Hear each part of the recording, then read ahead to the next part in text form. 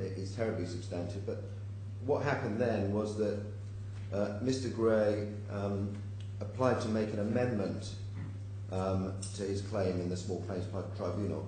Now there's a difference of opinion and a difference of evidence between the parties, and for the purpose of this application, although there's witness statements, none of the witnesses have been called, but I think it's recognised as a difference of recollection on the part of the witnesses as to what happened at the Small Claims Tribunal hearing.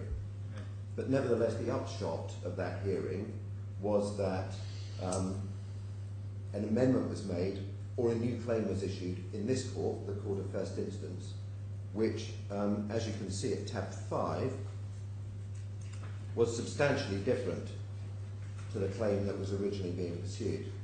And again, for present purposes, I don't think I need to go into the background, because in my submission it's not terribly relevant to this application. But what is relevant to the application is the nature of the remedy that's now being sought in the Court of First Instance. And you can see from paginated page 28 of the bundle that Mr. Gray is seeking indemnity for costs that he has incurred and will incur in pursuing his appeal application and defending related regulatory proceedings. Now at the moment that appeal is afoot in the courts of England and Wales. My understanding is that permission to appeal has been applied for, and that Mr. Gray is waiting for the result of that. So there have been some costs undoubtedly incurred so far, and the nature of the claim in this court is an indemnity under his employment agreement for those costs as well as any future costs that might be incurred in the Court of Appeal proceedings and any regulatory or disciplinary proceedings that might follow on from that. There are also a number of what I would call subsidiary claims, although Claim B is a very significant claim. Claim B is for a declaration that the defendant was not entitled to terminate his employment for cause. Now very clearly that claim is very likely to be tied up in the proceedings in the UK that are currently afoot, because the Court of Appeal is currently considering whether or not to allow Mr. Gray to appeal the decision of Mr. Justice Flo, and the decision of the Court of Appeal, whether it allows him to go on and have a substantive hearing, will be important, because the Court of Appeal might say, well, Mr. Justice Flo got it wrong, in which case everyone will have to reconsider what their positions are, or the Court of Appeal might say, well, Mr. Justice Flo got it right. Right. But sorry to interrupt, sir.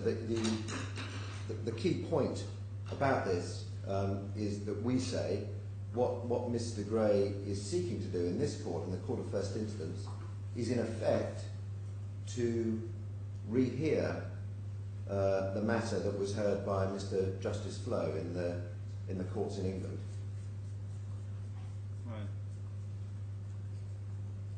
And there's some other claims that follow on from this. So the claim for end of service gratuity is a claim of $112,000. We say that Mr. Gray isn't entitled to his end of service gratuity because of the way in which his employment was terminated.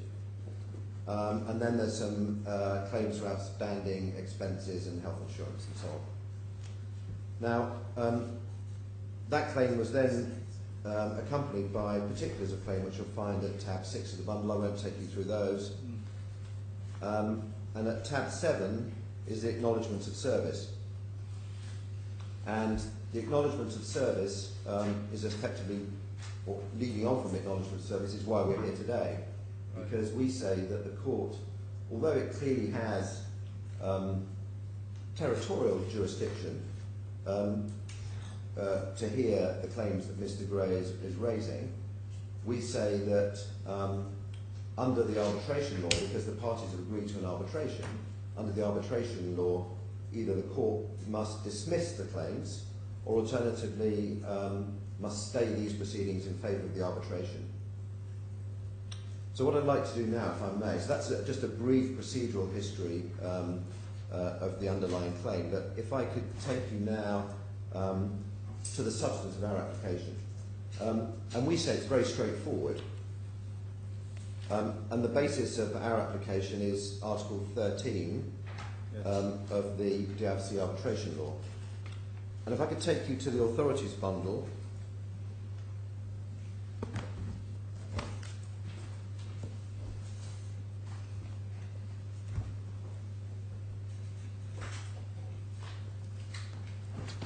And if I could ask you to turn to page 8 of the authorities bundle. That's under tab 1. This is the arbitration law. Yes.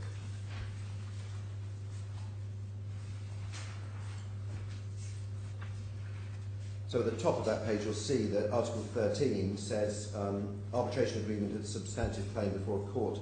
If an action is brought before the DIFC court in a matter which is the subject of an arbitration agreement, the DIFC court shall, if a party so requests not later than when submitting its first statement on the substance of the dispute, dismiss or stay such action unless it finds that the arbitration agreement is null and void, inoperative or incapable of being performed.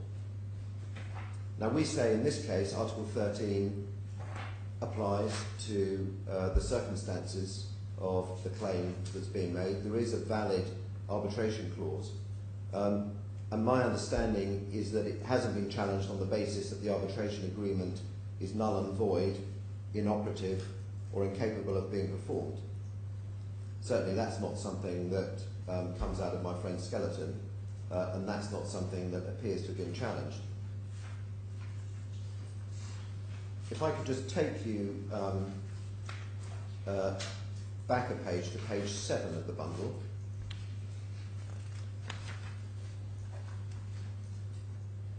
My friend is relying on Article 12, Article 12.2, which talks about arbitration agreements between the parties arising out of or in connection with a contract of employment within the meaning of the Employment Law 2005, or a contract for goods and services other than residential property to a consumer made by a supplier who is a natural legal person.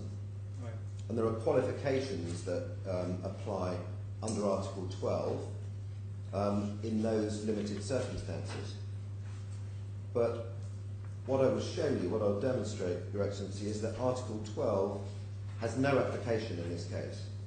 When Article 13 applies, if Article 13 applies, then Article 12 just simply does not apply. The court doesn't have the power to look at Article 12 and consider it. And if I can just take you very briefly to the legislative history behind the arbitration law, so I can explain what I mean by the court not having the power to look behind Article 13. So if I could ask you to turn back a page again to page 5 of the authorities bundle. Now, this is what I would call the new arbitration law. So there was a previous version of the arbitration law which I will take you to in due course, but the arbitration law was amended in 2013 specifically to deal with this Article 12 and 13 point, or certainly we say specifically to deal with the Article 13 point. And I'll explain what I mean by that. So if I can just take you to Article 7 on page 5. This article talks about the scope of application of the arbitration law. And 7 subsection 1 says, subject to paragraphs 2 and 3 of this article, this law shall apply where the seat of the arbitration is the DIFC. And then it says in sub-article 7.2, articles 13, 14, 15, part 4 and the schedule of this law shall apply where the seat of arbitration is one other than the DIFC. So where you have a foreign seat, where you have a seat of arbitration which is other than the DIFC, then Article 13, 14, 15 and Part 4 of the schedule applies. And you can tell by the wording that that's to the exclusion of Article 12, because it says, subject to paragraphs 2 and 3 of this article, this law shall apply where the seat of the arbitration is the DIFC. Right. So what it effectively does for foreign arbitrations and for foreign seats, it carves out certain provisions of the arbitration law. So some provisions of the arbitration law apply when the seat is DIFC, and other provisions apply when it's a foreign seat. And we say, because this is a foreign seat, then Article 13 applies pursuant to 7.2, but Article 12 does not. And I'm going to take you through a couple of cases that this court has heard by way of explanation as to why the law was changed in this way, because this Article 13 point has come up before, and two cases were heard previously by this court where the judges, although they recognised that under the New York Convention, the UAE, including the DIFC courts, the UAE courts, including the DIFC courts, ought to be bound by the Convention, they felt unable to be bound by it because the DIFC law at the time said something else. And the arbitration law at that time, when those cases were heard, did not include Article 13 as part of the carve-out for foreign arbitrations. And I'll take you to the amendment of the law, and then I'll take you to the cases. So if I could take you then to tab 2 and page 28. And I'm kind of going in reverse order now, because what I've taken you to is the law as it stands today. Right. And what I'm just about to take you to is the amendment law to amend the law as it existed when the two cases that I'm just about to take you to were heard. So this in effect was the consequence of these two cases, which is an amendment to the law, and you can see by way of markup how the amendment law changed the then existing law in relation to the scope of the law of arbitration. And you can see that the additional words subject to the paragraphs 2 and 3 of this article, this law shall apply. Those were obviously inserted into the new law. And crucially, Article 13 was also brought into the provisions of the new law under Article 7, subsection or subarticle 2. And a further provision was added at subarticle 3 that said Article 13 shall also apply where no seat has been designated or determined. Now, before I take you to those cases, I think it would be useful just to take you to the arbitration agreement so that you can see the agreement that was reached between the parties under the employment law. You might want to keep this bundle open, and if I could just ask you to take volume 1, tab 11.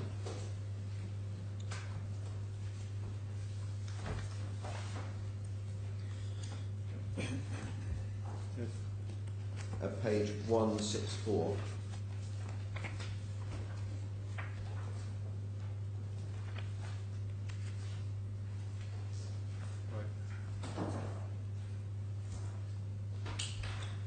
Now this is what has been termed as the letter agreement between the parties. Effectively, it's Mr. Gray's employment contract with Gibson Dunn, which he entered into, which is signed by him.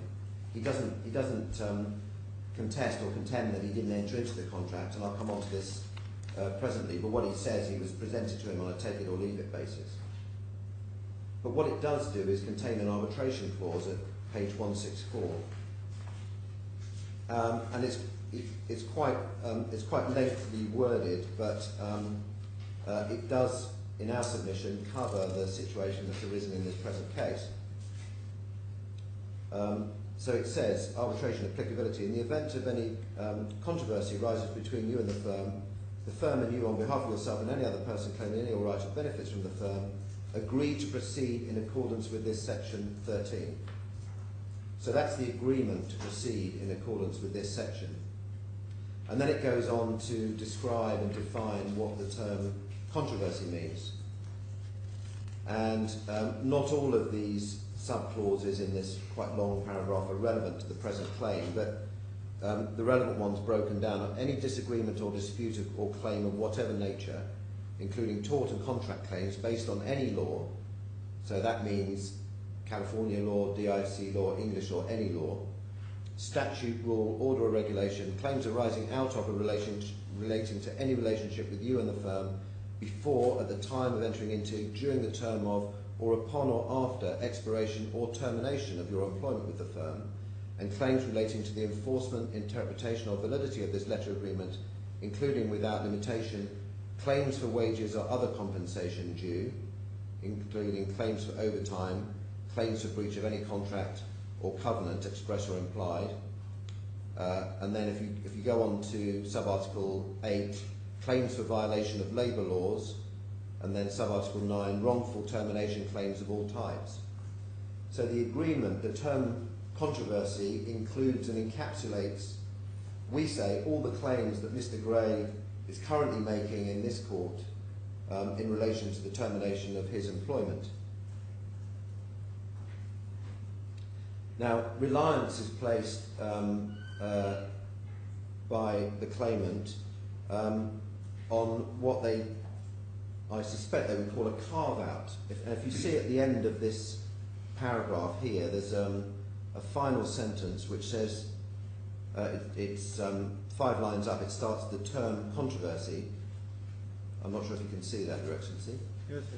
The term controversy should not include any disagreement, dispute or claim that you and the firm may not lawfully agree to resolve as set forth in this section 13, including without limitation claims for workers' compensation, unemployment compensation, and other claim that you and the firm may not legally agree to arbitrate under local, state and or federal law. But this is not a case where DIFC law prevents these matters being arbitrated. In fact, it provides that and recognises that disputes arising under the employment law can be arbitrated. All that Article 12 does in certain circumstances, and we say that Article 12 isn't applicable anyway, but all that Article 12 does, and the reason I mention this is because Article 12 is heavily relied upon by the claimants in this application. But all that Article 12 does is to provide that in certain circumstances an arbitration agreement will not be enforced. It doesn't say that the arbitration agreement per se is illegal or void. It just says in certain circumstances that arbitration agreement won't be enforced. And we say you don't have to consider that because Article 12 is irrelevant. I've just taken you through the genesis, the change to the arbitration law, and then I'll take you through a couple of cases in a minute. But we say that Article 13 is the main article. So this argument, if it is an argument that's being raised, that in some way this means that there is no controversy between the parties, is in our submission something of a red herring. Now, what the agreement goes on to stipulate, if you have a look at page 165, paragraph C, Yes. what this agreement stipulates in terms of the dispute process, it's something of a waterfall, what you would call a waterfall. So the first, and Your Excellency would have seen this in many, many contracts, it's not uncommon for contracts to stipulate that if the parties fall out, then first of all they try and resolve their differences through informal negotiation, whether it's directors, senior management or what have you. It's a way of avoiding a dispute going to arbitration. So the first step is an informal negotiation. And if you turn over the page on page 166, subparagraph D, the second step then is a non-binding mediation. Right. And the party, I don't think it's in dispute that there has been negotiation and there has been a non-binding mediation, and those steps have taken place. And that's Mr. Gray's own evidence, and that's not disputed. And then step 3, the third step, is binding arbitration, and it says, in the event the mediation process set forth does not resolve the controversy, the controversy should be determined by arbitration before a single arbitrator, utilising an arbitration provider mutually acceptable to you and the firm, provided, however, in the event that you and the firm are unable to agree upon an arbitration forum within 30 days of a demand by any party for arbitration, then the arbitration should be referred to Los Angeles, California office of JAMS for processing as a confidential, final and binding arbitration pursuant to its comprehensive rules and procedures then in effect. And we say that that step, that's a compulsory process. So if there is a dispute or controversy out of this contract, and we say that the claims that have been made in this court fall within the definition of controversy because they relate to Mr. Gray's employment, then there is a compulsory process that has to be gone through by each side, a negotiation, a non-binding mediation, and if all of that breaks down, then there is a compulsory arbitration. And that compulsory arbitration is a fallback. And it's a fallback. The JAMS arbitration is a fallback. Los Angeles, California, before a US California judge, that's a fallback. The agreement allows the parties to try and agree an alternative. And in fact, the evidence is that that's what's happened. So far, the parties have been unable to agree. But there's also evidence that Gibson Dunn is prepared to agree, and I'll come on to that later. But certainly in terms of venue, which seems to be a big concern to Mr. Gray, and in terms of the arbitrator who might hear this dispute, that's also a concern to Mr. Gray. Gibson Dunn has already indicated its willingness to discuss those issues with him. Now,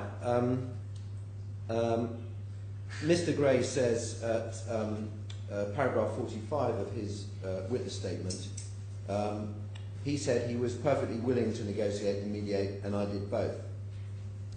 And then on the 3rd of December 2015, Mr. Gray sent Gibson Dunn an email, and if I could take you to that email, it's on page 267 of the bundle.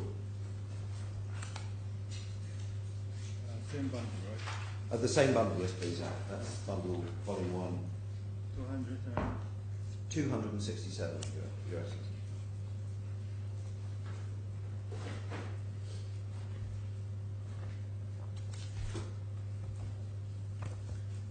$67, right? Sorry, 267. 267. Yes. So this email was written after negotiations and after a formal mediation had taken place, and after that formal mediation had failed. So 2 out of the 3 steps that in the agreement that I've just taken to you had already taken place. So then Mr. Gray writes to Gibson Dunn, and at the top of the page he says, as you know, yes. As you know, I did agree to mediate and accordingly flew halfway around the world to participate. As no agreement was reached during that process, we must now move to the next stage in seeking to have this dispute determined. And then he refers to Article 12 of the DIFC arbitration law, and he talks about the arbitration agreement in the letter being inapplicable, and we say that's misguided because Article 12 doesn't apply. And then he says, I haven't given my consent, there's no arbitration in place, so I haven't submitted to arbitration proceedings, and inferentially, paragraph 3, he says, where the DIFC court makes an appropriate order, and the court hasn't yet made an order. So then he goes on to say, although in correspondence via my Californian counsel, previously I indicated that I was willing to stipulate agreement to arbitration, no stipulation was ever concluded. Similarly, although initially I sought the declaration from the DIFC court that the arbitration clause was valid, I've withdrawn that request for relief and been given permission by the court to amend my claim accordingly. The court has yet to issue its order, but Paul Harter, who's a partner in Gibson Dunn, will no doubt have reported the outcome of the hearing to you. As I've made clear in my submissions to the court, I'm not averse in principle to arbitrating this matter, but if that is to happen, it must be on an agreed basis. We'll just pause in there, Your Excellency. We say, well, he says it must be on an agreed basis, but it has already been on an agreed basis. He signed his employment contract, and the contract says there's 3 steps. The last step is arbitration, and if the parties fail to agree on a venue or an arbitrator, then the arbitration takes place in California under the JAMS arbitration rules.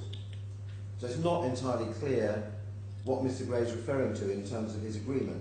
It may be that he's referring to what he believes is applicable, which is Article 12. In other words, he's falling back on Article 12 and saying, well, because Article 12 applies, the arbitration agreement is invalid and I have to give my consent to arbitrate, and here are the terms. These are the only ways in which I'm going to arbitrate. And he starts to try and set out terms.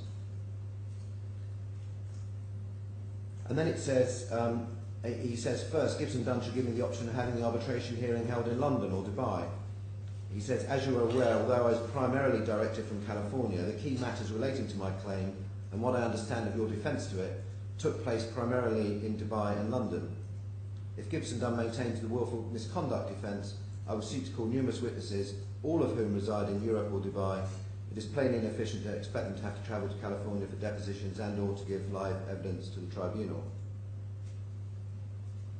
And then in the next paragraph he talks about the location of the arbitration, and he notes that the agreement, the letter agreement, i.e. the employment agreement, seeks to have the arbitration held in Los Angeles, makes little sense in the circumstances. This is particularly so if Gibson Dunn maintained that California law has no application to this matter.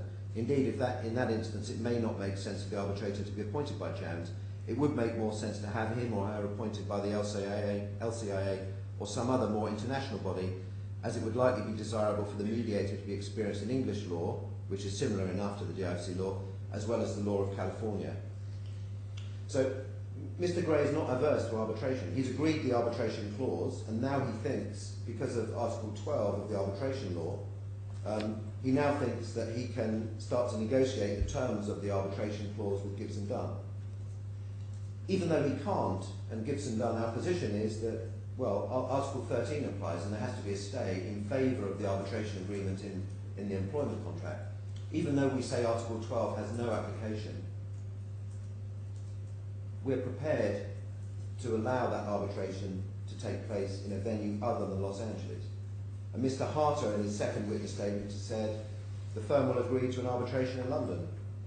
And the firm will also agree to an arbitration in, an arbitrator being a retired judge or a senior QC.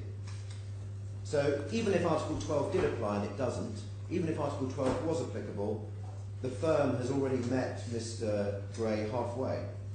And you can see from the rest of his email that other demands talk about associates being named or being made available as witnesses for depositions.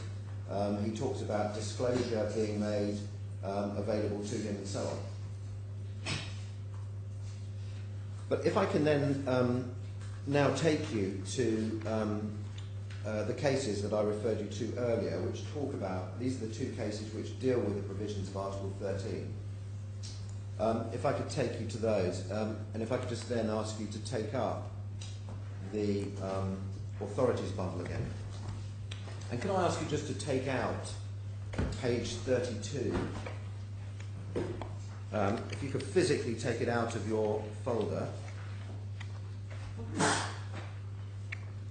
And if you just put that next to the folder as I'm taking you through these cases, because this is Article 7 of the old arbitration law. Now, I earlier took you through the amendment, the arbitration amendment law, and I've taken you through the current arbitration law, but these cases were decided under the old arbitration law, and they make quite significant reference to Part 7 as well as Article 13. So the first case is Injazat Capital and Injazat Technology Fund and Denton Wild Sat, and that's at tab 6 of the authorities bundle.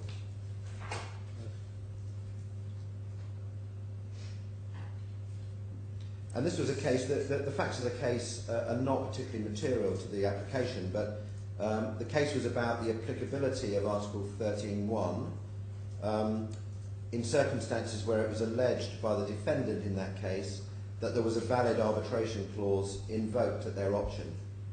So it's one of these, I think it's one of these optional clauses where they can either go to court or they can choose arbitration, and they say, well, we chose arbitration. And this was a judgment at first instance before Justice Sir David Steele, as he then was. And if I could take you to page 76 of that judgment.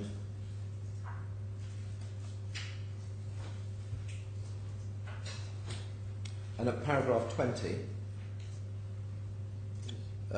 Justice David Steele says as follows. He says, as already noted, there is further common ground to the effect that reliance on Article 13 of Law Number 1 of 2008 is misconceived, since by virtue of Article 7, which Your Excellency will have next to you, It does not apply where, as here, the seat of the arbitration is outside the DIFC. It follows there is no obligation on the court, and I would stop to note that the word obligation, because Article 13 is mandatory. There is no obligation on the court to stay the proceedings on the basis that the action is the subject of an arbitration agreement on the assumption that such was agreed. It's fair to say that this constitutes on the face of it rather, a failure to implement the terms of the New York Convention to which the Emirates are a party. Article 11 of the Convention requires the recognition of any agreement in writing to submit disputes to arbitration. Thus Article 11.3 reads, and then he goes on to read the extract from the New York Convention. And then he goes on to say, for the sake of example, this requirement is duly reflected in the English Arbitration Act. Section 9 provides for a mandatory stay, and Section 2.2 expressly provides or applies that section, even if the seat of arbitration is outside England, Wales or Northern Ireland, or no seat has been designated or determined. And the wording of that Arbitration Act, the English Arbitration Act, that last part, you will see when we go back to it at the end of my submissions, that was what was included at subparagraph 3, because it talked about if no seat has been designated or determined, then Article 13 shall also be applicable. So it looks like the draftsman of the new Arbitration Act was following the provisions of the English arbitration law in that respect. And then Sir David Steele goes on to say at paragraph 23, I should add that, faced with the express terms of Article 13 of Law Number 1, Denton Wild Sapp sought to argue that its scope should be construed in a manner compliant with the New York Convention, and for this purpose prayed in aid the decision of the English Court of Appeal in Salomon and Commissioners of Customs and Excise. There is indeed a presumption that legislation is drafted in a manner consistent with treaty obligations, but there is no ambiguity in regard to the terms of Article 13 of Law Number 1. Indeed, Article 7 of the arbitration law, focuses on those articles which apply where the seat is other than the DIFC. These include Articles 14 and 15, but no reference is made to Article 13. The position is accordingly clear.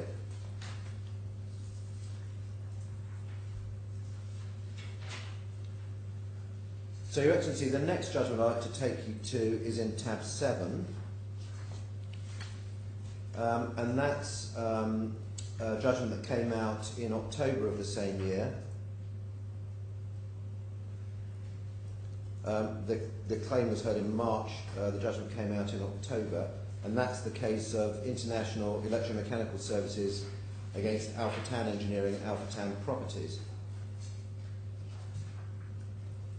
Again, the facts of that case aren't particularly material to this application. It's what's said in this case about Article 13 that I'd like to take you to. But in essence, there were two. The claimant was an MEP contractor, and the defendants were construction contractors. And there was a dispute under the construction contracts, which were the subject of an arbitration clause. And there were other issues of a contractual nature. There were novations, there were renewals of the contracts. There were back-to-back provisions in the contracts, and so the whole debate in front of the court was whether or not the arbitration clause was applicable in those very particular circumstances. But in the course of his judgment, and this is a judgment of Justice David Williams, but in the course of that judgment, the judge looked at the Injures Act case and summarised those findings at paragraph 74, which is at page 110 of your bundle.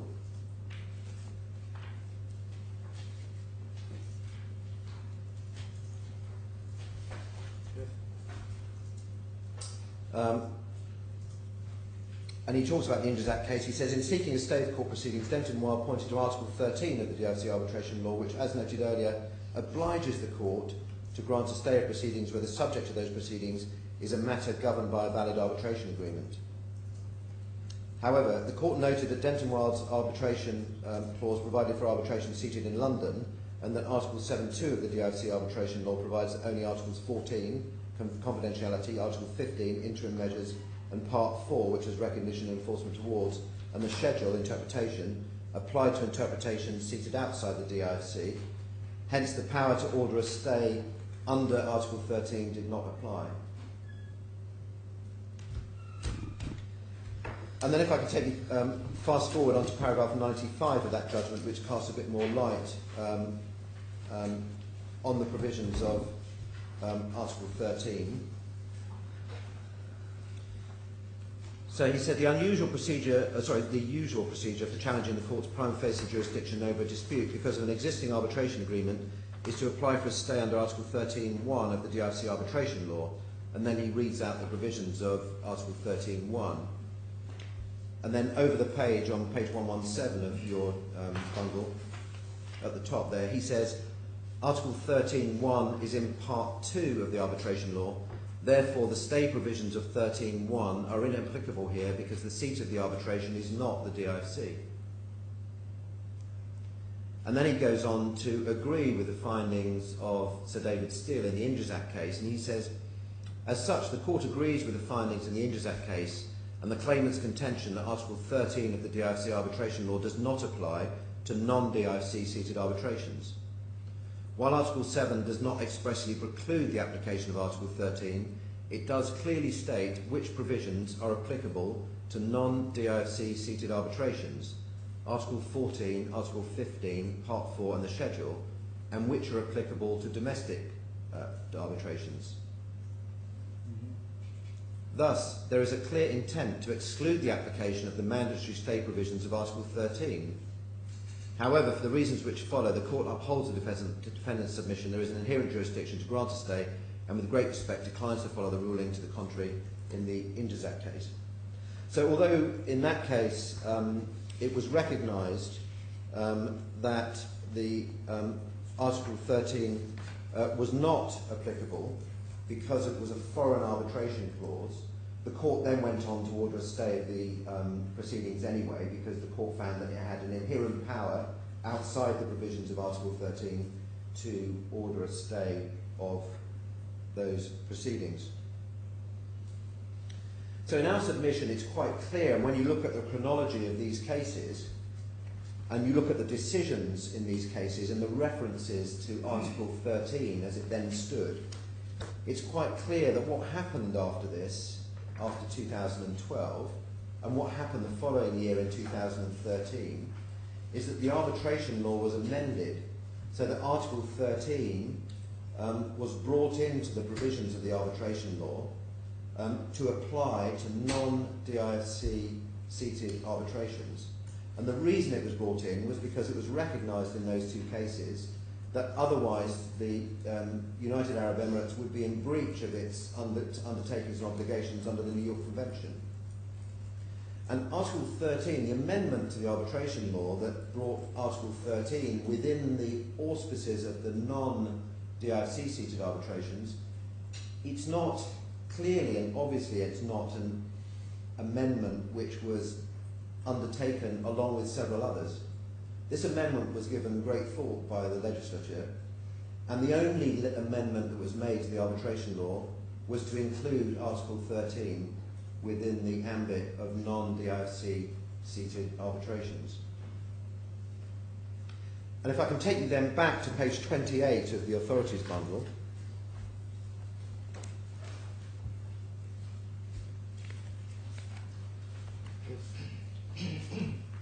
So this is the law that was passed after the Injazat and the electromechanical cases. This is the law that changed the arbitration law in the DIFC. And this is the law that brought Article 13 within the provisions of Part 2, the scope of application, and Article 7. And I should add in passing, and I don't understand this to be, and in fact it's quite instructive that my friend's skeleton argument, I think, only refers to Article 13 in one place. There's no discussion about Article, it's all focused on Article 12. There's no discussion about Article 13. And there's no carve-out in this legislation and in the arbitration law. There's no carve-out for employment or consumer contracts. Article 13, as a matter of pure interpretation, Article 13 and Article 12 are mutually exclusive. There's no reference in the law, and there could have been, if it was the intention of the legislature to say, or to reserve employment and consumer disputes to Article 12 and to say, well, the court will have a discretion as to whether those arbitrations can go ahead. There was none of that. All it says, Article 13, all it says is where you have a non-DIFC seated arbitration, as you have in this case, Article 13 applies. And in the same way that the court held in the Injuries Act and the electromechanical cases, that the court held that because the law at that time didn't provide for the applicability of Article 13 for non-DIFC cases, and therefore Article 13 was irrelevant, we've almost turned everything on its head now, because Article 13 is now very much squarely within the provisions of 7.2 of the arbitration law. There's no room for interpretation and there's no room for argument that Article 12 has any applicability whatsoever. Now, Mr. Gray says, and so I'm not even going to address you on the arguments in relation to Article 12. Article 12 is just simply not, it's not relevant. What Mr. Gray says in relation to his arbitration agreement, his agreement to arbitrate, he says, well, it was presented to me on a take it or leave it basis. It's not entirely clear what he means by on take or leave it basis, but one gets the impression that he felt he didn't have any choice but to sign it, to enter into the arbitration agreement. But he doesn't give any evidence at the time as to why he thought that the arbitration agreement was unfair or oppressive. And in fact, he even now says that he would be willing to arbitrate, so he does think arbitration is a valid source of dispute resolution, but all he wants to do now is to arbitrate on his terms. He wants to dictate terms as to how he arbitrates. But I took you previously to page 267 of the bundle, where he said he was twice willing to arbitrate and withdrew the offer on each occasion. If you remember, the first occasion was after or during or after the mediation, which he refers to in the mediation in Los Angeles. And the second occasion, we say, was that he evinced a very strong intention to arbitrate when he filed the claim in the Small Claims Tribunal, which predated this claim. But it's not clear why he thinks that an agreement to arbitrate was oppressive. There's no evidence that he raised this issue with Mr. Harter. The evidence from Mr. Harter is that no issue was raised with him as to the unfairness or the oppressiveness of an arbitration agreement. And Mr. Gray himself says, well, I would, if I wouldn't have raised it with Mr. Harter anyway. If I did raise it, I'd raise it with Ms. Rousset, who is the head of international operations at Gibson Dunn. He doesn't say he did raise it with her, he just said I would have done. So although he says this arbitration agreement was presented to him on a take it or leave it basis, he doesn't really help the court, least of all himself, as to what reasons he's given for not, or for asserting that an arbitration agreement is in some ways unfair.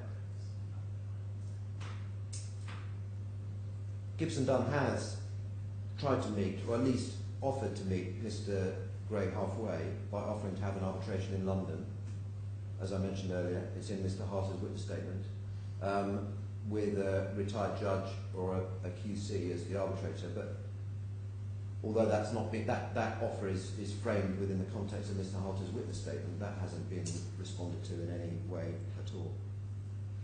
The final point I'd like to make is my friend's reliance on forum non-convenience principles. We say, my friend said this is clearly the most appropriate forum to hear this case because a lot of the witnesses are here, Mr. Gray is based here, the court is most appropriately placed to call witnesses and so on and so forth. But Mr. Gray sort of ebbs and flows really as to what is and isn't appropriate. In his evidence he says, well, I'm prepared to arbitrate in London or Dubai. He said, I'm prepared to go to London, I'm prepared to go to Dubai. But the short point is that this is not an application that has any relevance to forum convenience principles. It's an application about the applicability of an arbitration agreement, which I've taken you to, which is binding on both Gibson, Dunn and Mr. Gray, and which under Article 13 of the arbitration law, the court must stay or dismiss his case. It doesn't have any discretion in the matter. It has to stay or dismiss the case in favour of the arbitration. Your Excellency, those are my submissions, unless you have any questions. Yes. Thank you very much for that. The only things I would like you to take me through the seat of arbitration. Is there any reference in the agreement itself, or how we can establish that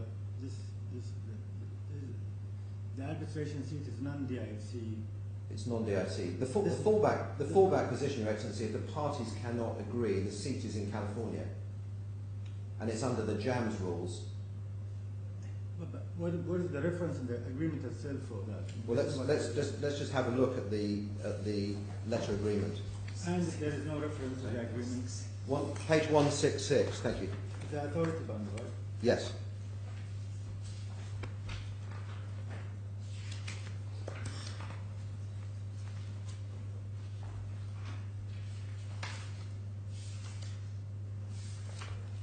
Sorry, it's No.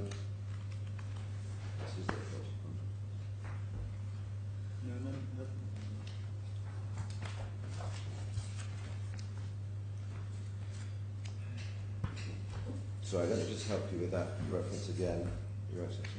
Sorry, it's 166. Right, gotcha.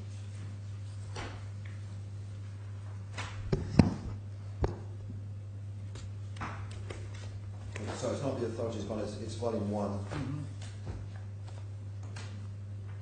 116? 166.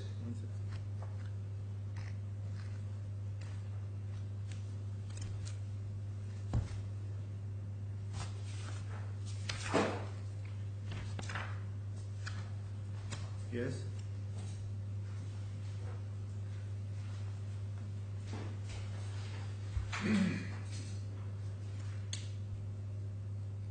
So this is the arbitration provision.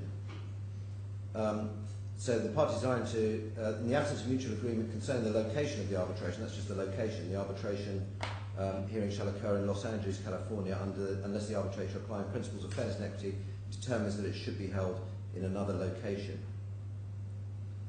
So it's the location, in my submission, it's the location that determines the seat of the arbitration.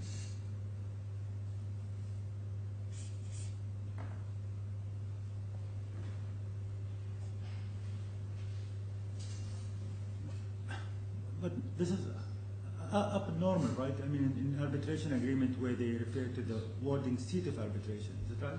Well, location of arbitration, this is something I'm not familiar with that. Well, they refer to that term. I think under using the DIFC as an example, if the parties agree to arbitrate in the DIFC, then the seat of the arbitration is then taken as the DIFC. In my experience, parties sometimes will refer to the seat of the arbitration, or they will just refer to the location of the arbitration.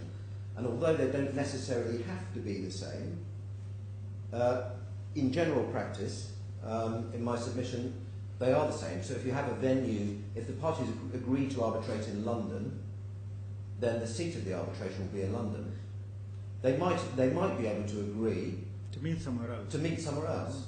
But where the arbitration, and under a lot of domestic laws, where if the seat is, if the location of the arbitration is in place X, then a court in that location will accept jurisdiction of the arbitration in terms of any applications or any administrative matters that may have to be determined by the court. Right. And was there any kind of reason why they mentioned Los Angeles for well, I'm hesitating in giving evidence, but the firm it's a California-based law firm. Gibson Dunn is based in Los Angeles, in California, and Yes. it would therefore make sense for the arbitration to take place at home, so to speak. But this agreement signed in Dubai or signed over there or at California? Well, my understanding is that this agreement was signed, well, it would have been signed by Mr. Doran, the managing partner in Los Angeles, and my understanding would be that Mr. Gray would have signed it in Dubai. Right.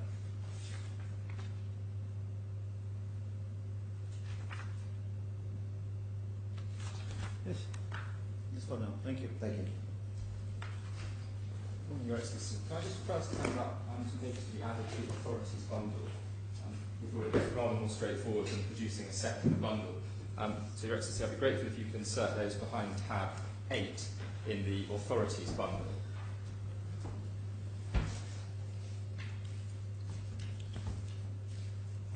I apologise in advance that those aren't paginated. Yes, I've provided a copy to my learned friend. And why this is come out late?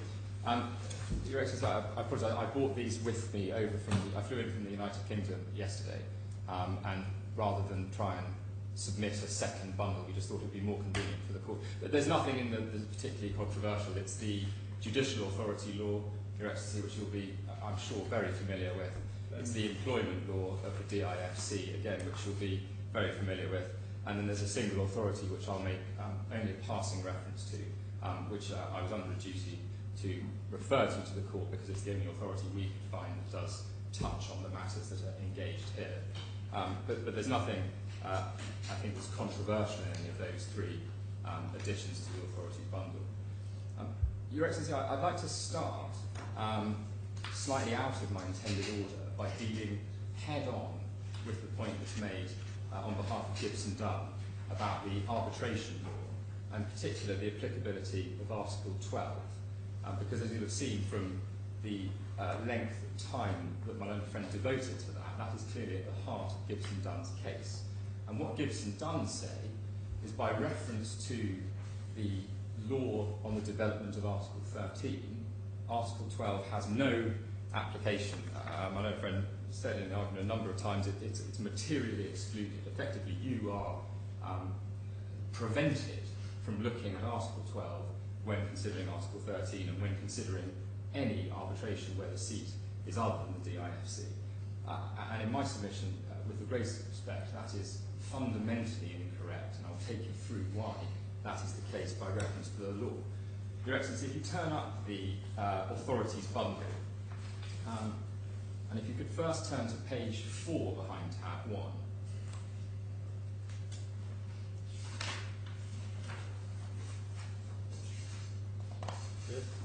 This is part 1 of the arbitration law, and these are the articles which have general effect. So you'll recall from my learned friend's submissions that only Articles 13, 14, and 15 can apply to arbitration seated outside the DIFC. So on that reading, these articles don't apply, and that may be because they're general articles. But the important one is Article 6. Article 6 refers to the schedule to the arbitration law, and the schedule contains interpretive provisions which apply and the list of defined terms which apply. And you'll see, if you turn over the page 5, that by Article 7, the schedule expressly applies to arbitrations where the seat is other than the DIFC or has not been designated or determined. So there's no question that the schedule to the arbitration law applies to all arbitrations under consideration on this law. Your Excellency, if you then turn to page 25, which is at the back of the arbitration law, but still in the same tab,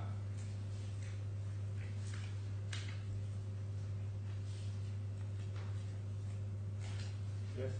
These are the defined terms. These are the terms that are defined by the schedule which has unequivocal effect, irrespective of the territorial application or the seat.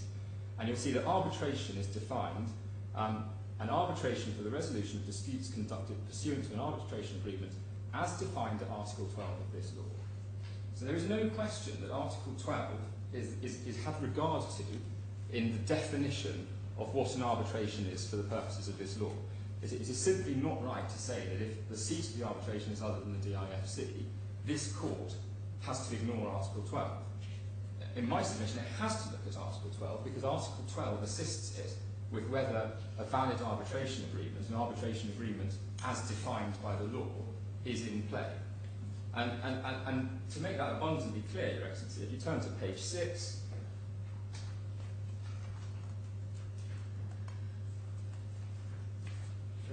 page 6, Article 12 is given the heading, definition and form of arbitration agreement.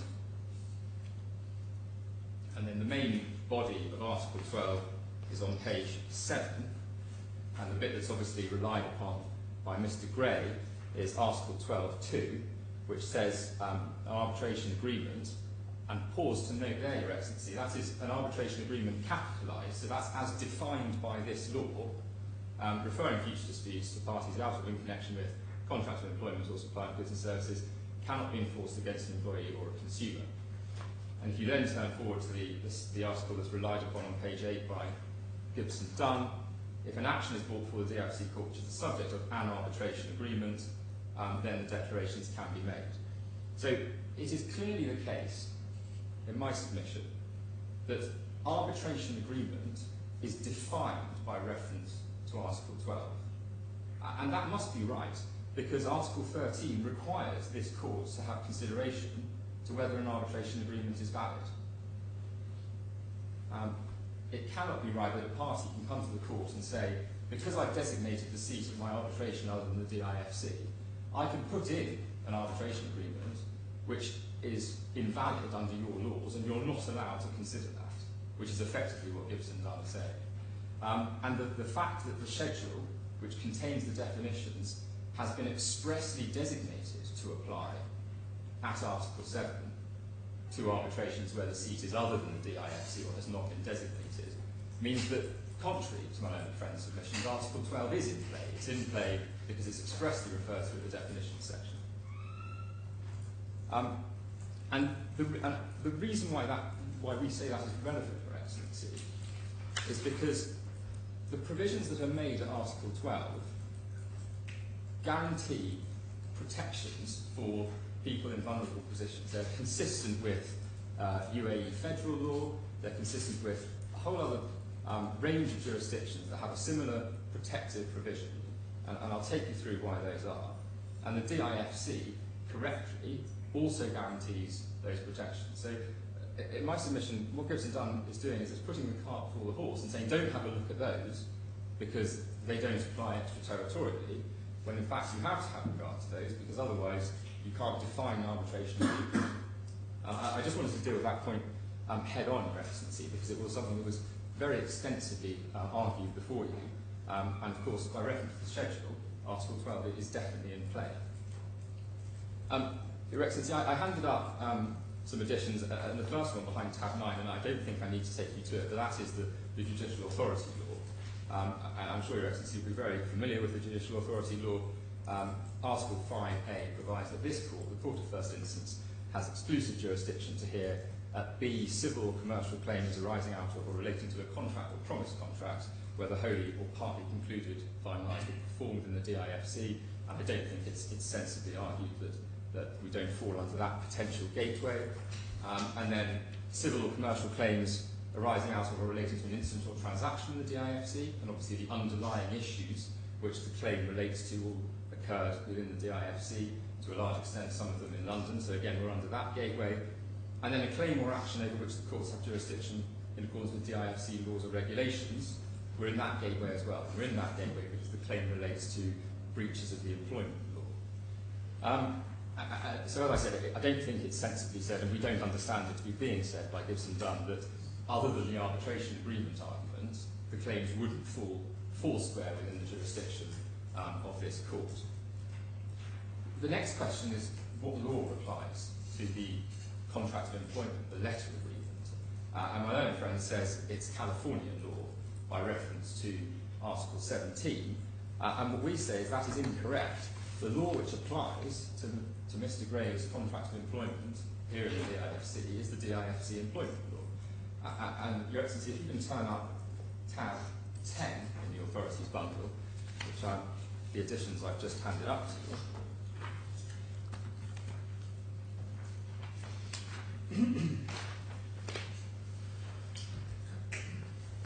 Yes. Now, what you have there is the employment law as amended. So this is another one of those examples where you'll see the amendments are highlighted. And I apologise, this isn't paginated in line with the rest of the bundle, but if you turn to page number 1 of the employment law, All right. what you see there at the bottom, it's Article 4.2, the applicable law to a contract of employment of an employee based within or who ordinarily works within or from the DIFC shall be this law. So in black and white, the applicable law governing Mr. Gray's employment agreement, is the DIFC employment law. And the other thing that is significant in my submission, Your Excellency, to note is that Article 4.2, as you can see from the underlining, is an addition. So when the employment law was amended in 2012, that was added. And the reason why that's significant is it seems to be the case that Gibson Dunn has approached this application on the basis of the old employment law. My learned friend's skeleton, I don't know if you have that Yes, to hand, Your Excellency. If you turn to page 52, paragraph 52 of the skeleton argument in support of the application, which that's on page 14, Your Excellency. Page 14 of the defendant's skeleton argument.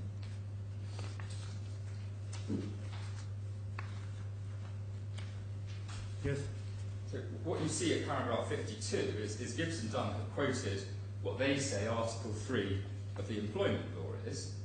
And if you now look again at page 1 of the employment law, you'll see what they've quoted is the old law, the law prior to the 2012 amendment. So prior to the 2012 amendment, it may well have been argued that the applicable law was California law, but post-2012, Article 4.2, the law of the employment contract has to be DIFC employment law. And the second significant thing to note, Your Excellency, about the amendment is that not, as Gibson Dunn argued, the purpose of the law is to provide minimum international standards. The purpose of the employment law after the amendment in 2012, and this is at Article 3A, is to provide minimum employment standards. The reference to international minimums has been removed. And in my submission, that's because the DIFC, maturing as a jurisdiction, is recognising that actually it has its own protections and its own laws which should apply not just by reference to what other jurisdictions do. So, as a point of law, two things. Article 12 of the arbitration law is relevant, and the law which governs the contract is the DIFC employment law. And those are the factors which, in my submission, you have to keep in mind when you consider whether or not the arbitration provisions within Mr. Gray's employment contract are applicable. So if we can turn to those, they're in the first bundle, Your Excellency, and they are at page 164 behind tab 11. 164. Yes, yes.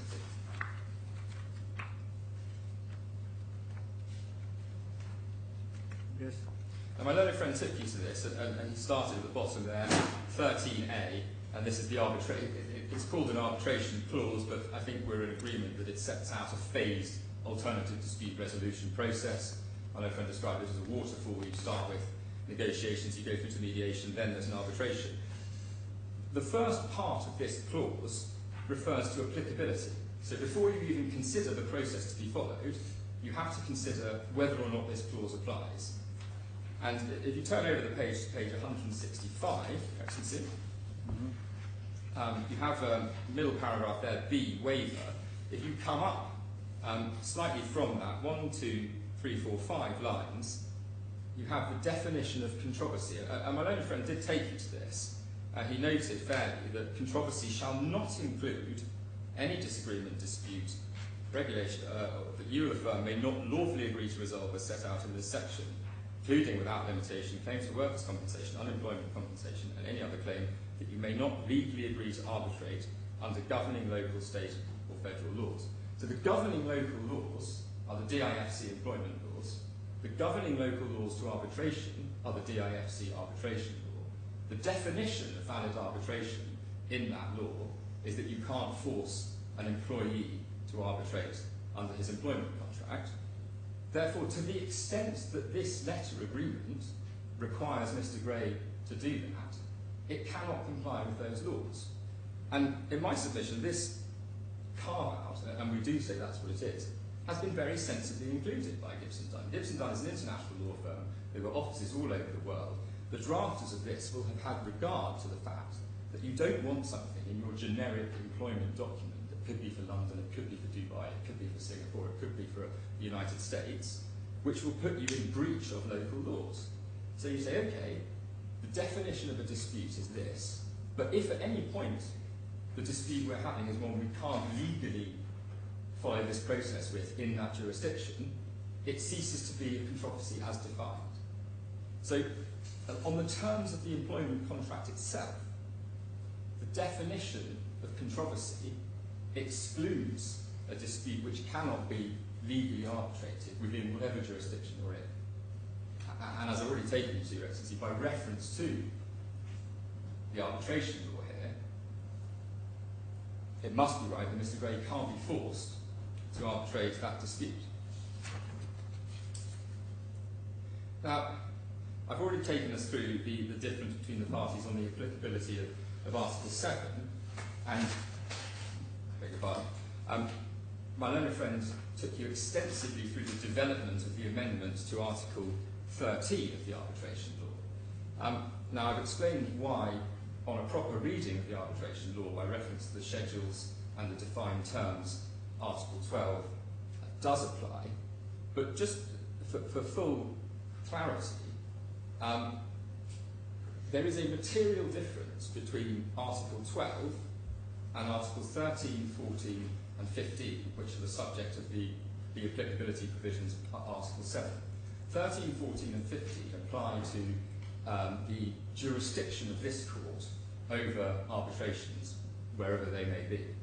And the reason why Al-Fatan was decided in my submission correctly was that the court said, well, we have an inherent jurisdiction to consider a stay, and the law was then changed to put it in black and white that jurisdiction applied. But the reliance placed on that legal history is wholly irrelevant to the question of Article 12 in my submission, because Article 12 was never the issue of any of the cases that you referred to, Your Excellency. And Article 12 doesn't deal with powers that this court may have in respect of an arbitration that's in play. Article 12 deals with how an arbitration should be defined at all.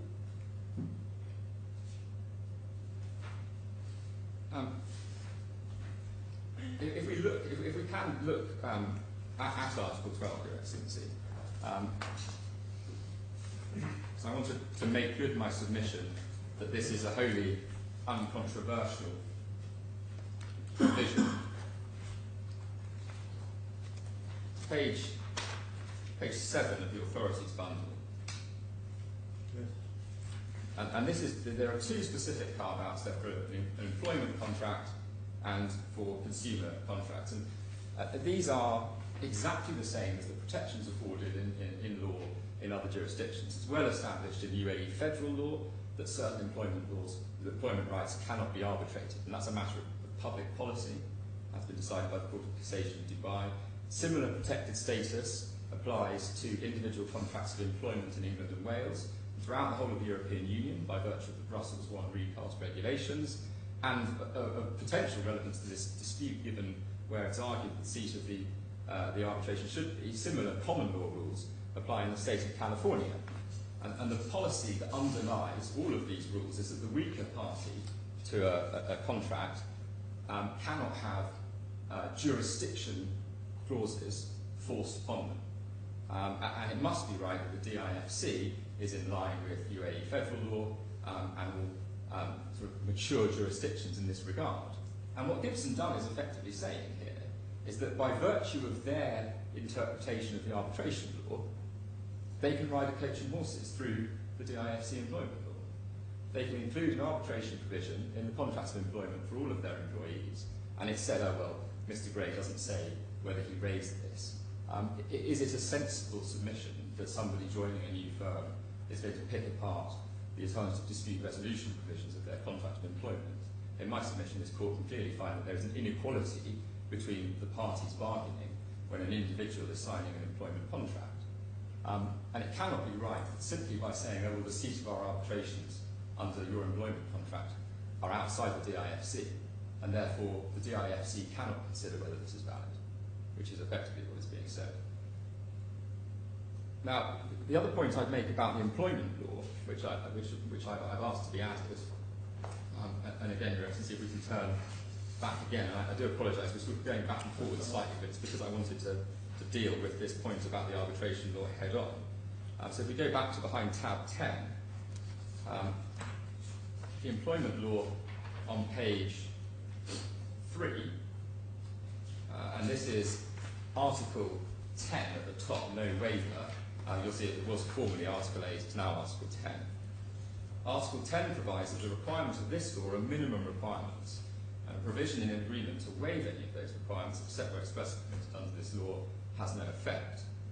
Now, in my submission, because the employment law applies to the letter agreement, and because the employment law and the arbitration law have to be read together when considering whether Mr. Gray can be forced to arbitrate in California, you have to find effectively that Mr. Gray waived his rights under DIFC law when he was signing that agreement. And for the reasons that we say, that is obviously a material disadvantage to him, because we want this matter to be considered in the DIFC courts. It concerns matters of DIFC employment law, the witnesses that he potentially wishes to call are here. If you find that it would be a material disadvantage to him to have to go to California to deal with these matters, then in my submission he would effectively be being asked to waive his rights under DIFC law. And as Article 10 said, DIFC law is a minimum set of requirements which this jurisdiction should protect. I referred in passing to my skeleton argument of paragraph 42 to the recent decision in Asif, Hakim, Adil and Frontline Development Partners, and I don't say that goes to the substance of this application, but Your Excellency, you may recall that was the case in which a very substantial award was made pursuant to Article 18 of the employment law to somebody who had effectively had his employment terminated, and it was noted in that case by this court that the DIFC employment law now contains unique provisions which protect employees, and it has to be said employers, and they will be enforced. So I simply refer to that because that is an illustration in my submission of the advantages of having a dispute such as this dealt with in this jurisdiction by this court, rather than half the world away before a Californian attorney who isn't necessarily apprised of these matters. What those submissions boil down to, Your Excellency, is this. If the arbitration provisions fall foul of Article 12 of the arbitration law, firstly, no controversy arises as defined by the agreement. And that's in the definition of controversy. And that must be right because the employment contract would not want to put itself in breach of various local laws. And secondly, no valid arbitration agreement exists for the purposes of Article 13.1. And that's why I say my learned friend is wrong to say you can't look at Article 12 when you consider Article 13, because Article 13 makes clear that it has to be a valid arbitration agreement. Arbitration agreement as defined by the DIFC law, and if you find that it's not a valid arbitration agreement, then Article 13 doesn't engage at all. So either it's not a controversy under the terms of the contract of employment, in which case the ADR provisions don't apply, and this is the right forum, or, in my submission, it's not a valid arbitration agreement, and therefore the Article 13 requirement on you to order a stay doesn't arise either. But with either outcome, this ends up being the proper forum, and that is Mr. Gray's case on the law. And we'd actually go further. We'd say that's consistent with the reasoning in Alpha Tum, which you were taken to about Article 13. In Alpha Tum, the court was considering whether it had an inherent jurisdiction, and it found that it did. You don't have an inherent jurisdiction. You have an express jurisdiction to to consider the validity of the arbitration agreement. So the question of whether or not Article 7 refers to Article 12 doesn't arise. I'd also just note in passing, if you turn to tab 7 of the bundle, of the authorities bundle, Your Excellency, at page 123,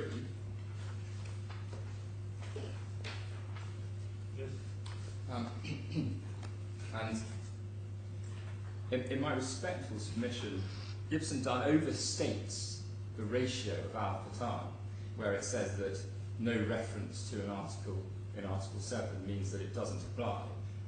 What is said, in my submission correctly, at the end of paragraph 110 there, on page 123, where I was already noted, pursuant to Article 7 and Article 10, which provides that in matters governed by the DIFC arbitration law, no court may intervene except authorised by the law, does not apply to non-DIFC seated arbitrations. In my view, it takes more than an implication drawn from silence to demonstrate a legislative intention to remove the court's inherent jurisdiction and statutory powers to grant a stay. So that was how this court got around the problem that faced it in al-Qatan. It took more than mere silence to remove the court's inherent jurisdiction. Given that Article 12 is expressly referred to in the schedule for the definitions, it would take more than the mere absence of Article 12 in Article 7 to demonstrate a legislative intention that this court could not consider Article 12 when considering whether an arbitration agreement was valid. And that, Your Excellency, is where we say the matter lies. When considering the arbitration agreement, this court is entitled to, and in my submission must have regard to Article 12. And then the factual basis that flows from that is, has Mr. Gray consented to arbitrate? He's unquestionably consented to engage in negotiations. He's unquestionably consented to engage in mediation. But my reference to the email that my learned friends took you to, and it's back in the first bundle behind tab 13 at page 260.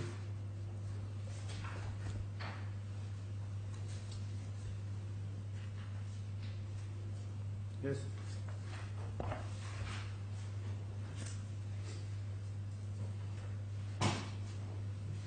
Article 12 of the DIFC arbitration law, I'm halfway down. Dean, I write further to the SCT court, second paragraph, as you know. Third paragraph, further to Article 12, the arbitration agreement is inapplicable unless I give my written consent, which I have not done, or I have submitted to arbitrations, which I have not done. And Your Excellency, in my submission, the response to that email is instructive. And that is at page 264.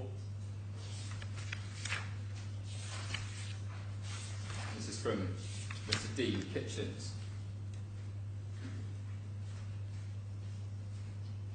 Our position is that the proper forum for dispute resolution is in JAM's arbitration. For the avoidance of doubt, would you not agree to the proposal and claims in your email? Not, you've already started this process. Not, hang on, we thought you'd agreed to arbitrate and what are you now saying? Simply, we don't think this is the appropriate forum. And Your Excellency, you should have regard to that email correspondence in light of what had occurred in the small claims tribunal here in the previous month, when there was a consultation for a judicial officer, and prior to that consultation, Mr. Gray emailed the court and Gibson Dunn a three-page email setting out exactly his position as it is now, accompanied by a briefing note, which was about 19 pages long, came to the court, and at that court hearing it was agreed that he would amend his claim. And the significance of that is this: that was the appropriate time for Gibson Dunn to raise the points they're now raising. That was the appropriate time to say that you shouldn't be allowed to amend your claim to bring substantive employment law claims in the DIFC court, which is not the right jurisdiction. They were appraised of the matter. They had 24 hours to consider a 3-page email which concisely and accurately set out Mr. Gray's position exactly as it is now. And what is said in my submission, wholly incredibly in Mr. Harter's evidence, is I didn't have time. 24 hours before a formal hearing in these courts, I didn't have time to consider a 3-page email and my position on it.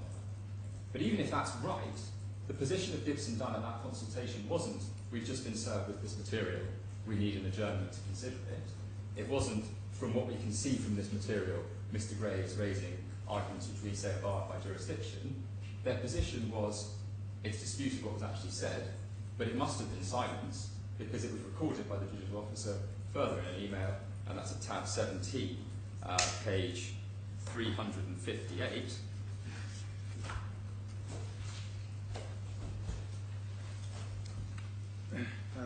Authority bundle. Sorry, Your Excellency, the substantive bundle.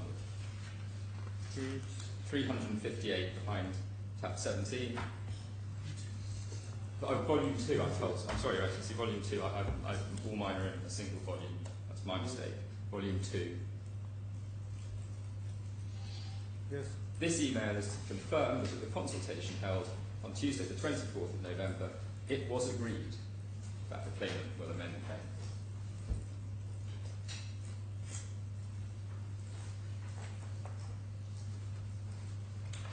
So, Your Excellency, we say in summary this. The arbitration clause, as relied upon by Gibson Dunn, is not valid because it seeks to force Mr. Gray to arbitrate on matters under a contract of employment, which Article 12 of the arbitration law clearly says it cannot do. Article 12 of the arbitration law is relevant and must be relevant because it goes to the definition of an arbitration agreement. And Article 7 expressly includes the schedule which refers back to Article 12. So to say Article 12 does not arise because the seat of a potential arbitration is not the DIFC, it is simply incorrect. The policy considerations which underlie those carve-outs are entirely sensible, are consistent with UAE federal law and other jurisdictions, and are to protect an employee. And indeed, the definition of controversy in the employment contract carves out a provision which might put itself foul of a local law. So in all of those circumstances, what effectively you're being asked to do is force an employee to go to a materially disadvantageous forum to resolve his disputes in circumstances in which the law says you can't do that, and he has expressly stated he is not consenting to do that. In those circumstances, actually, we'd invite you to dismiss the application, unless I can assist you any further on any points I've raised. Thank you very much. Just to clarify the claimant position in this proceeding, whether there is an arbitration agreement signed by the claimant which has no any reference to seat of arbitration outside the DIC, or the position of the claimant, there is no arbitration agreement signed by the claimant himself. So I'm not clear on this. The claimant's position is that the letter agreement, his overall contract, was signed by him. That isn't enough to say he has agreed to this specific arbitration process. If you look at the terms of the alternative dispute resolution provision in volume 1 at page 166, 164, I beg your pardon, Your Excellency. So it's in the in volume 1 of the main bundle. So section 13A deals with applicability. On page 165, section 13B deals with waivers. Section 13C is the first substantive part of the process, and that's the bit that requires you to have a formal negotiation. And what we say, Your Excellency, is that the court has to look at each of these stages as part of a process, and each of these stages has to be considered differently by reference to the arbitration law of this jurisdiction. Clearly, there's nothing that falls foul of DIFC law about requiring an employee to have an informal negotiation. There's clearly nothing over on page 166 at the top that falls foul of the DIFC laws that requires an employee to get into non-binding mediation. So Mr. Gray has agreed to those processes, he agreed to them when he was signing in. But the third point, where it has to be an arbitration, that is where the parameters of the local law come into play. So if this was an agreement that had been signed in the UAE, under UAE federal law, then the UAE federal laws which protect certain employment rights from being arbitrated would mean that clause E there, binding arbitration, would not be valid. If it was in the United Kingdom, the Brussels I recast convention would mean that that element of this can't be enforced against the employee without his consent. And my learned friend is absolutely right to say that Mr. Gray has evinced a willingness to arbitrate on certain terms. We don't say Article 12 of the arbitration law says you cannot arbitrate employment disputes. It says they have to be done by agreement. And what hasn't happened in this case, and I think to be fair to my learned friend, it's not being submitted that it has done, is Mr. Gray has not written confirmation of participation in commenced arbitration proceedings. He said, I'm willing to do this, subject to your conditions, and your conditions haven't been met. All right. Now the other question for you is,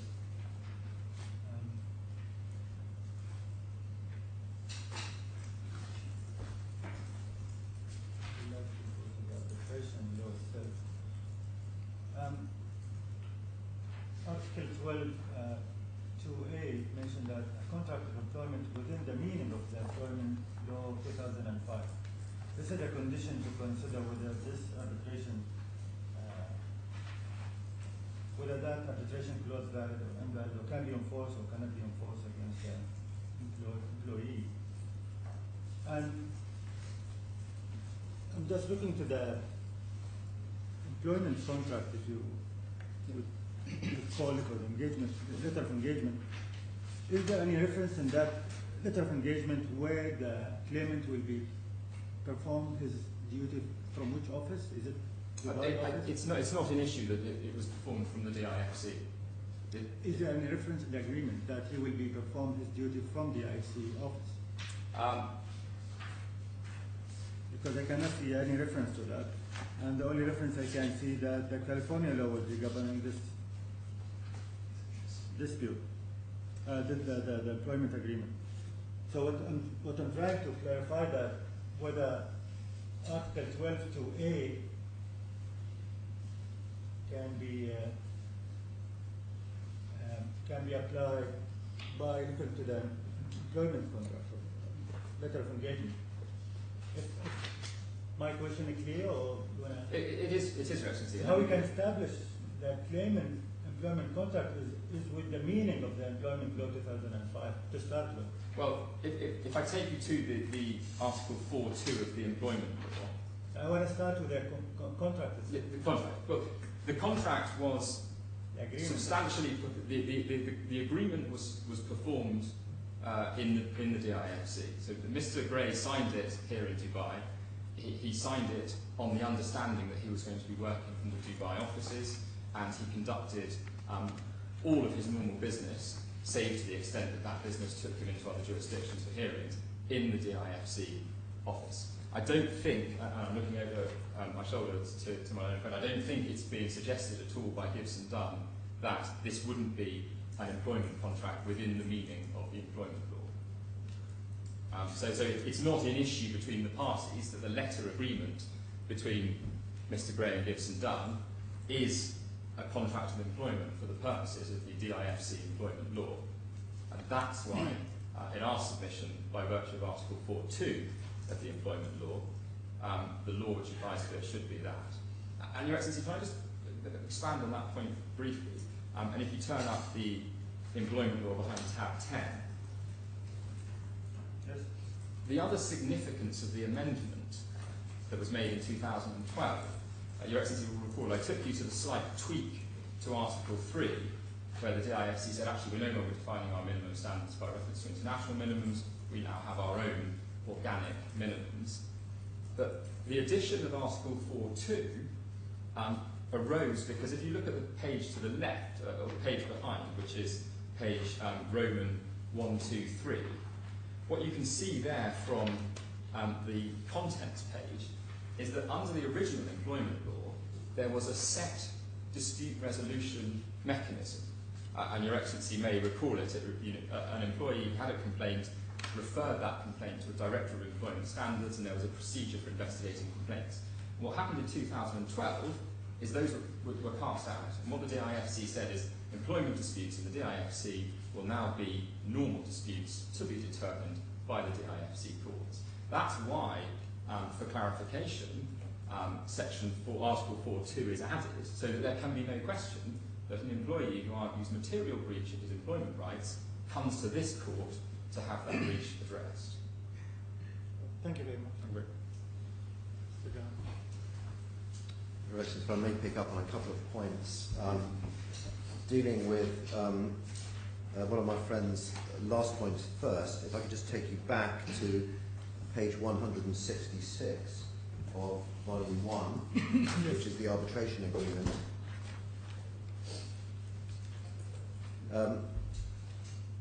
Do you have that, sir? Yes.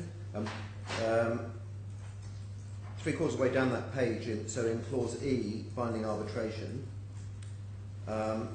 it says the substantive law governing the claim in question shall apply, e.g. New York law with respect to claims arising under New York law and federal law with respect to claims arising under federal law. There's no suggestion on the part of Gibson Dunn, for the avoidance of doubt, that if Mr. Gray takes this to arbitration, or if the court decides, as it should, that the arbitration clause is valid and binding, that DIFC law cannot apply within the arbitration. So that there are parts of his claim that we say may apply DIFC law, and there are parts of his claim that may not apply DIFC law. But to the extent he wants to argue that DIFC law is applicable, and to the extent that DIFC law applies to employment contracts, DIFC law will apply to the arbitration. And the agreement, the arbitration agreement, specifically provides for that. So what we're talking about is a difference between the law that applies to the substance of the dispute and the law that applies to the arbitration process. If I could just address you very briefly on a couple of points. I'm assuming it's my friend's strongest point because he led with it. But he says, well, Article 12 is relevant for present purposes because if you have a look at page 25 of the authorities bundle, you'll see that Article 12 is referred to in that on that page. But this is just a definition. It's a definition of arbitration agreement because arbitration, the term arbitration agreement happens to be defined within the scope of Article 12. It doesn't mean that Article 12 thereby applies. And I took time to take you through it, Your Excellency, because it's very clear that Article 12 doesn't apply. But if you want to look, if you're searching through the arbitration law and you want to look at the definition of arbitration agreement, then you just simply look at the definition in Article 12. I don't dispute that, that's not in dispute. But what I'm saying is that the provisions of Article 12 are not applicable. The definition is accepted, but the applicability of Article 12 is what is in the core of this. My friend then says that, well, in that context, he described Article 12 as being in play. And clearly, just because a provision of the law refers to Article 12 where the term is defined, it doesn't mean the whole of Article 12 is in play. It most clearly isn't. He then justifies the applicability or seeks to argue almost a policy. And I say, well, there's no room for policy in interpreting provisions of DIFC law. The law is very clear. There's no room for the application of policy. But my friend says, well, the policy behind the employment law is to protect people in vulnerable positions. I think he also said that it must be right that DIFC law gives the same protections as mature jurisdictions. Well, Your Excellency will know, and my friend may not know, but Your Excellency will certainly know and remember a whole raft of cases relating to unfair dismissal. And there was no law of unfair dismissal under DIFC. And that's a gaping hole, and a hole that wasn't plugged in the second employment law. So if we're talking about policy, and if we're talking about supporting the rights of workers, and and that the DIFC law should be interpreted in that way, then clearly there's a gaping hole in that argument because the law of unfair dismissal doesn't apply.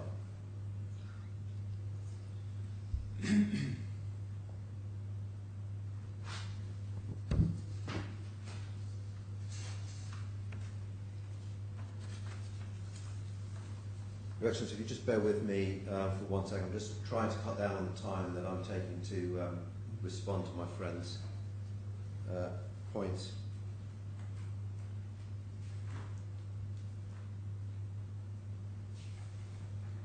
Yes, he took you to a provision of the one of the cases that I referred you to in the authorities bundle at page 123.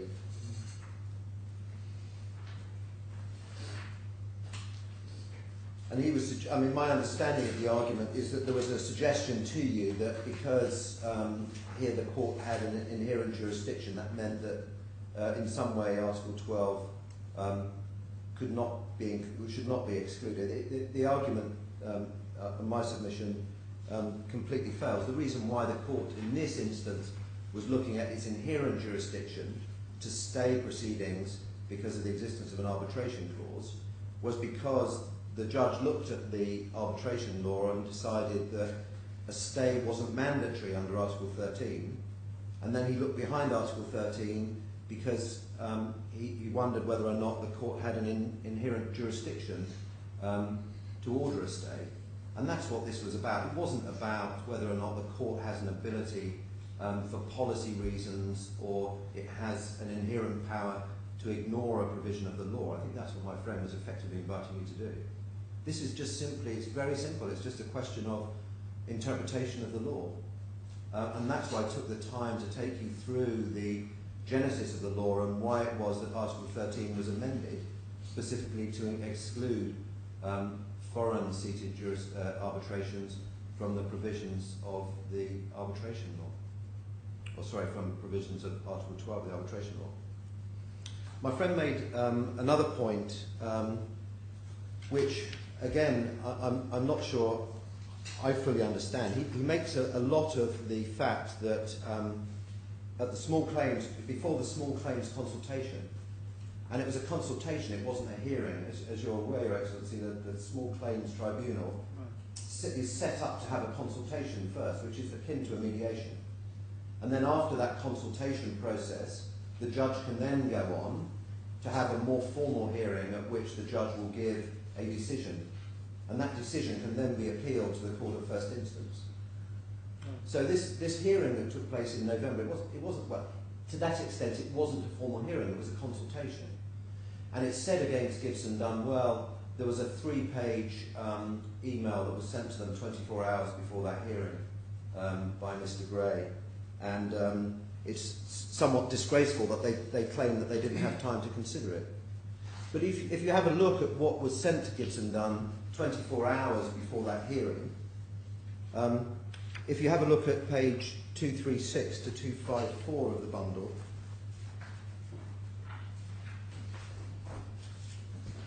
236 to 254.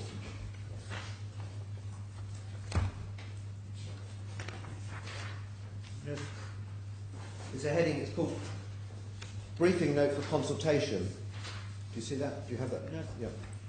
And it's a closely typed note, which is, as my friend described it to you. First of all, in fairness to him, he did say that this 3-page email was accompanied with a 19-page briefing note. But when he reinforced the point, he just referred to the 3-page email. But 24 hours before the consultation took place, so 10 o'clock the morning before the consultation, that 3-page email and this 19-page briefing note, which is closely typed, which has got footnotes, which talks about Mr. Gray's case in front of Mr. Justice Flo. It talks about all sorts. It talks about the Djibouti case. It talks about all sorts of issues. And it's effectively it's a pleading. It's a draft of a pleading. In fact, the particulars of claim in this case are based quite heavily on this briefing note. So, although it's described as a briefing note, what it was in effect was a pleading. It was his case. And Gibson Dunn and Mr. Harter, who is a commercial lawyer, he's a corporate lawyer at Gibson Dunn. He's not a litigation specialist. And he was sent this note, this 19-page note, 24 hours before a hearing. And somehow it's seen as a failing on Mr. Harter's part to take issue with this note at that hearing itself. It's quite obvious and it's quite plain when you read this note that Mr. Gray had had plenty of time to prepare it. This has taken days, if not 2 or 3 weeks to prepare. and he decided to send it 24 hours before that hearing. And now they have the cheek to accuse Gibson Dunn of failing to read and consider that note, which was very obviously intended to ambush Gibson Dunn at that hearing. And I'd invite my friend to withdraw the comment that he made about the inadequacy of Mr. Harter for failing to take that note. But it doesn't really get them anywhere, because what my friend says is, well, that was the opportunity at which Mr. Harter and Ms. Rousset, who's sitting behind me, should have said, well, we're going to contest the court's jurisdiction. But under the rules of the DIFC court, a defendant doesn't have to contest jurisdiction until, or has time to contest the jurisdiction until it puts in a substantive defence to a claim. And at that small claims hearing, the position of Gibson Dunn was that it was relying on the arbitration clause. And that position hasn't changed. And of course, what you can see in this briefing note is that Mr. Gray's claim, instead of asking the court to uphold and recognise the arbitration clause, the briefing note that was sent by way of ambush to Gibson Dunn 24 hours before that hearing was a completely different case. And now Mr. Harter's being criticised for not making any statement about jurisdiction. Right. I mean, in my submission, it doesn't take my friend anywhere. It's just, if I may say so, it's a ludicrous submission to make. And when you look at the circumstances in which this note was sent to Mr. Harter, it's one in which no sensible person looking at the facts could ever support. But my understanding for the initial position for the defendant in the SCT procedure, normally in SCT procedure where the court will send the service of the claim arrive to the defendant, and he should file acknowledgement of service. He should tick those boxes whether he will defend the claim or he will contest jurisdiction. So the defendant in initial position, he didn't contest the jurisdiction of this court, of the SCT, but in your submission, this is not necessary to be done at that stage. In fact, the box was ticked with an intention to defend, but it was accompanied by a letter, right, which basically said Gibson Dunn is relying on the arbitration. I can take you to, it's in the authorities bundle, I can take you to the letter if you want. But I don't think it's a point that's really seriously being taken, because the only time at which the jurisdiction point really arises is when Mr. Gray, whether he amends his claim or whether he initiates a new claim in the court of first instance, I don't really care. Right. But the point at which we contest jurisdiction is the point at which he files his claim, and we file our acknowledgement of service. Right. And that's what this application is about, is contesting the jurisdiction. Just for clarify that, the defendant position that the claimant employment contract within or without the meaning of employment law 2005?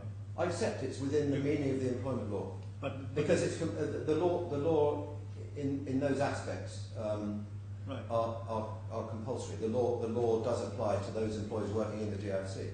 Right. But my short point is that under the arbitration agreement, the substantive law of the dispute, I mean, in the arbitration agreement, it gives an example of New York, but it could equally be DIFC law. And as Mr. Gray himself, or has been, whether it's Mr. Gray has been pointed out in evidence, English law and DIFC law is fairly similar. Right.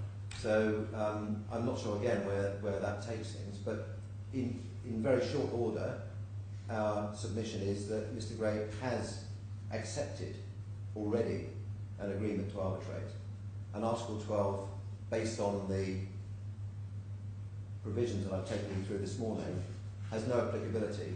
And my friend's best point, his best point on Article 12 is that because the definition of Article 12, because the definition of arbitration agreement refers to Article 12, then in some way Article 12 is engaged.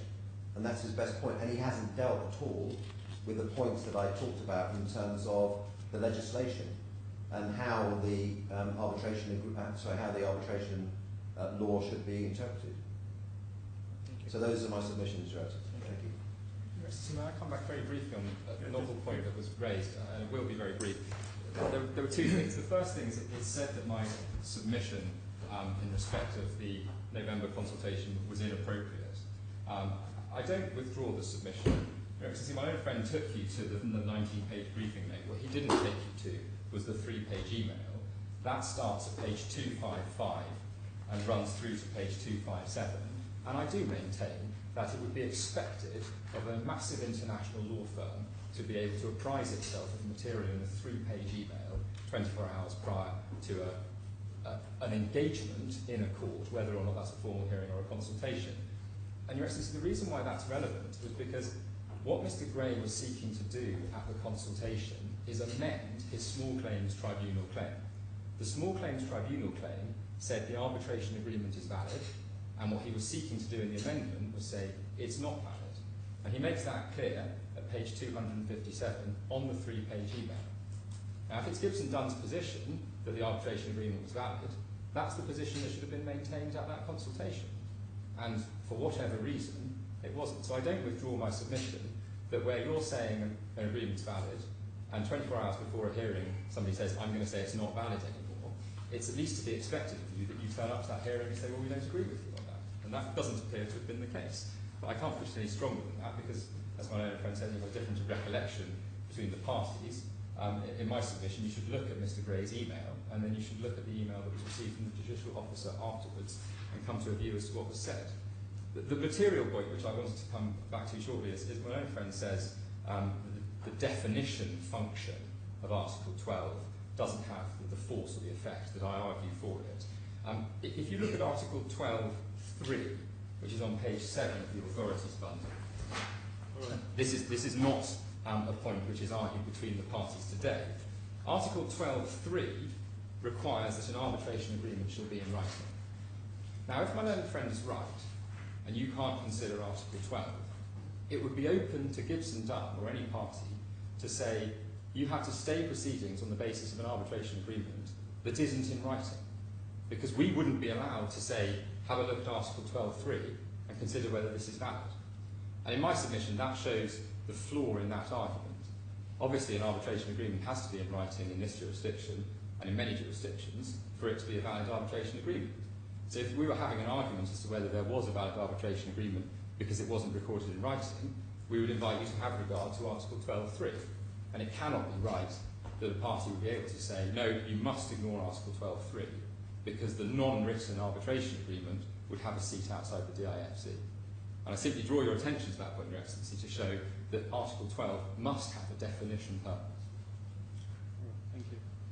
Any quick response before we... Very, very quick response. I don't want to go back and forth, but because that was a new point. I mean, the fact is, under federal law, arbitration agreements have to be in writing. So the fact that Article 12.3 provides that arbitration agreements have to be in writing, it's neither here nor there. It can still be a non-DIFC arbitration agreement.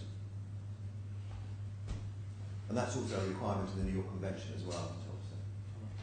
So I'm not sure it takes us any further.